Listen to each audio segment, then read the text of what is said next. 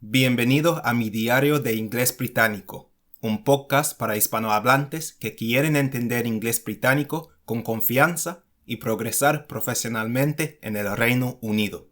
Soy Shandon, coach nativo de inglés británico. Y sí, también hablo español. En cada episodio hablo en inglés británico real y conversacional, para que practiques tu comprensión auditiva y te acostumbres a cómo hablamos los nativos en la vida diaria. En el episodio anterior hablé de lo que suelo comer, pero, por desgracia, en este momento hay muchas cosas que no puedo comer. Voy a explicar por qué y cuáles son en este episodio. Te recomiendo que escuches este episodio más de una vez. No te preocupes si no entiendes todo. Cada vez que escuches vas a entender más. Vale, empecemos. Welcome to episode 13 of this podcast. It's a nice sunny day here in London. I hope you're well, and I hope you're ready to improve your English. In the last episode, I spoke about the food that I usually eat, and the different foods I eat in my life in general. I spoke about what I have for the different meals of the day. So for breakfast, lunch, and dinner. I spoke about what snacks I usually have and what drinks I usually drink each day. And I spoke about lots of the delicious foods that I have. However, as I mentioned in the introduction, at the moment there are lots of different foods that I can't have, including some of my favorite things to eat and drink. So let me explain to you why, and then I will tell you what foods I can't have at the moment. So first of all, the reasons why. Recently, I've felt very tired. I've had very low energy at points of the day, especially after lunch. I've had lots of aches and pains in my body, for example, in my back and my fingers and toes as well. At times, it's been very difficult to concentrate when I'm trying to work. After doing lots of research into this and learning lots about this, I realized what the problem was. My body has been overstimulated. So recently, my body has had too much stimulation from the things that I'm eating and drinking. So this has meant that my body and my nervous system has struggled. It's been very difficult, but it's been really good to better understand my body and how food and drink is affecting me as well. Because of this, over the past couple of weeks, I've had to change my diet a lot. Well, it started a few months ago that I started to change my diet, back in September. But especially over the past couple of weeks, I've made more and more changes. And I've got to a point where I've realized all of the things that are affecting me, and now I can continue forward. So at least in the short term, I'm going to have to stay with this current diet and these changes to what I'm eating. So what are the specific changes that I've made? What are the specific things that I can't eat at the moment or drink? First of all, I need to have fewer stimulating drinks. So drinks that stimulate me less, and stop drinking those drinks that usually stimulate my body. Before, I was drinking lots of different stimulating drinks throughout the day. Coffee, which, as I mentioned in the last episode, is one of my favorite drinks. Cacao, sorrel, which in Spanish would be té de Jamaica, and lemon tea. All of these drinks are very stimulating to the body. And so I've had to stop drinking all of these drinks. What have I started drinking instead? Well, what I drink now is ginger tea in the mornings after breakfast. I still drink red bush tea, which I was drinking before. I can still drink that. And I drink red bush in the afternoon. Water, of course, but also hot water. So like tea, but without any tea bag. Just boiled water is something I can drink and is good for me at the moment. I still drink chamomile tea at night to help me relax. And in the mornings before breakfast, I drink fresh mint tea.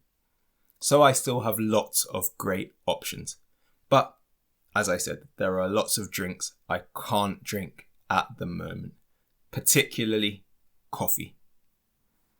At the moment, I also have to avoid certain foods.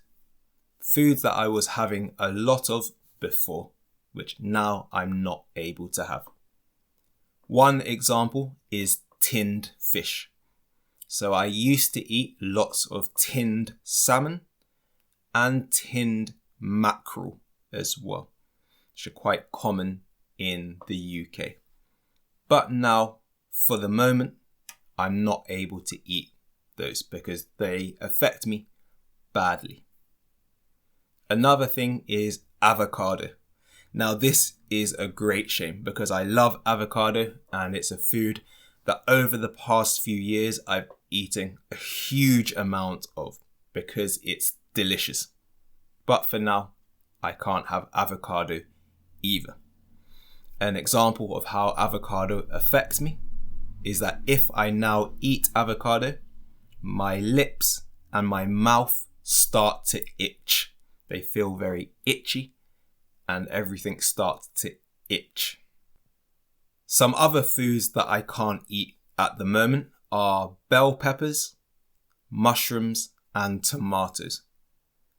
Those are 3 foods that I used to eat all the time, with my lunches especially, which I can't have at the moment.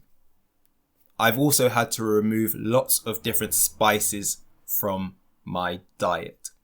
Normally, I use lots of herbs and spices when I'm cooking, especially when I'm cooking my dinners. So I've had to remove those.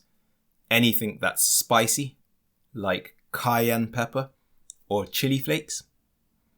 Also paprika, cumin, cinnamon, and a few others as well. One other thing that I can't have at the moment is fermented foods. So fermented foods are foods like yogurt or kefir. I don't usually eat much yogurt anyway, but that's something I'm not supposed to have at the moment. Kefir is a drink I like a lot and have had quite a lot over the past few years. But for now, kefir isn't good for me either. On top of this, I have to now avoid some of the things that I love to eat. For example, buñuelos and pan de bonos. I'm not allowed to eat them at the moment. They affect me very badly in my current state, and so I have to avoid them. Also, another thing are patties. So a patty is a Jamaican snack. It's a common snack from Jamaica, where my heritage is from. So I can't eat those at the moment. They're pastries filled with either lamb or beef or chicken or vegetables. My favourites are with lamb, but I can't have those at the moment. There are also some desserts that I can't have. Apple crumble. This is my favourite dessert.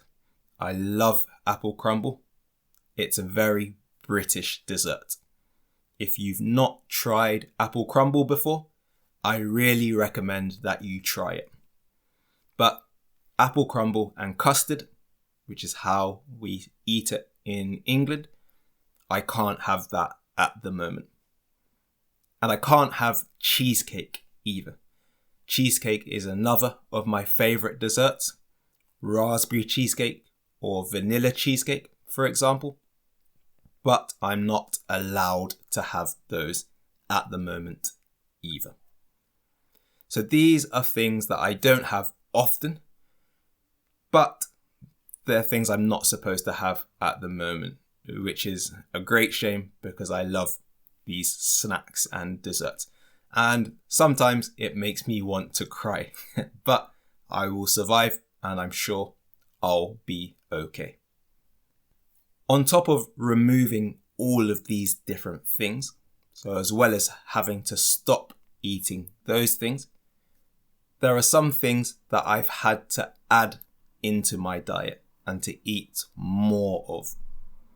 Specifically, I've had to start eating more carbohydrates, so things like rice and potatoes. For the last few years, I've eaten very low amounts of carbohydrates because I focused on diets that have low carbohydrates. For example, the paleo diet or the Paleolithic diet is what I followed with my eating. So that has caused lots of problems for me. And so now I have had to add in more carbohydrates in all of my meals. This is an adjustment for me because I'm not used to eating so much carbohydrate, but it has made a big difference to my energy and how I've been feeling. So what are my meals like at the moment? For breakfast, I have scrambled eggs with carrots and potato, boiled potato. It feels very strange to have potato for breakfast, but this has helped a lot with my energy and with how my body has been feeling. So I have to continue with it, even though it feels very, very strange. For lunch now, I have a pork steak with lettuce, beetroot, and sweet potato. Sometimes parsnip as well. It's very simple, but actually very nice. And I always feel really good after eating that. And for dinner, I usually have chicken, so pan-fried chicken. So chicken fried in a frying pan with some oil and some spices, with rice and some vegetables like broccoli, cabbage, green beans, things like that. I always have a large portion of rice now, whereas before, in the past, I used to have just vegetables with the chicken, without any rice. On top of these meals, of course, I drink those drinks that I mentioned to you before. So the fresh mint tea, ginger tea, the red bush chamomile tea, and also the normal water and hot water as well. So how long do I need to do this for? Or how long am I going to do this for? Because it's not a need, it's a choice that I've made. I'm going to do this for at least a couple more weeks. I'm going to keep things very simple and repetitive. And even though my meals and my food is very simple and repetitive at the moment, I have pretty much the same meals every day. The meals are actually really nice and my body feels good and so much better and stronger and with more energy at the moment. Then, as I continue to get better and feel better, bit by bit, I can start adding back in different foods. So there you go. I hope that's been interesting and I hope it's helped you to practice your understanding of food vocabulary and phrases used naturally in conversation. Hopefully, you've also learned some new vocabulary and about different food dishes and foods you might not have heard of before. Thanks for listening, and I'll see you next time. Bye. Gracias por escuchar este episodio de mi diario de Inglés Británico. Ya has dedicado tiempo a tu aprendizaje hoy, y eso suma más de lo que crees. Poco a poco, tu inglés va a mejorar. Si vives en el Reino Unido y sientes que tu inglés te está frenando profesionalmente, te invito a hacer una evaluación de fluidez profesional gratuita conmigo. En esta sesión, analizo cómo hablas inglés hoy, identifico exactamente qué te está bloqueando y te explico qué necesitas trabajar para hablar con más claridad y confianza. No es una clase, es un diagnóstico claro y honesto de tu inglés hablado. Escríbeme por mensaje en Instagram para reservar tu evaluación. Dejo el enlace a mi cuenta en la descripción del episodio. Gracias y nos vemos pronto. Bye.